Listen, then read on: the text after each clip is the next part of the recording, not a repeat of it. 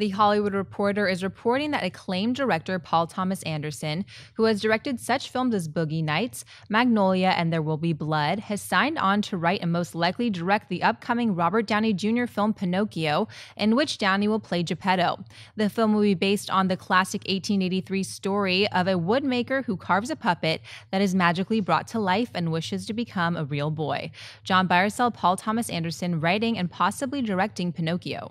Yeah, surprisingly, I'm surprised by how much I buy this. This is such a classic story, you know?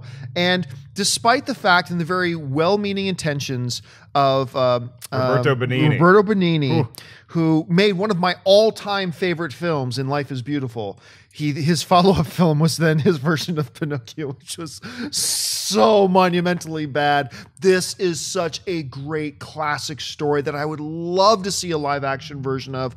I think Robert Downey Jr. playing Geppetto is inspired. I think that's great. And then when you think of this movie and like, who would direct? You would never think Paul Thomas Anderson.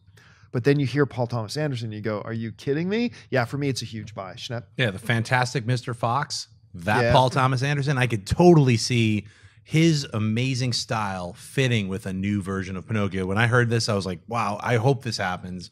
You know, I just hope Pinocchio doesn't turn into Ultron and be like, you got no strings. You know, like some creepy, we've managed to fit in the Avengers into the brand new Pinocchio. Also produced by Guillermo del Toro. It becomes like a horror. Yeah. He turns into Iron Man. It's like, anyway, that wouldn't happen. I was a woodworker. I made this one out of metal from Thor's shield. So. Just found it out in the woods next to these magical foxes. Kind of weird. Yeah, I buy it. I would love to see this happen. I certainly hope it does happen. And Anderson will add so much beautiful styling to this Pinocchio story.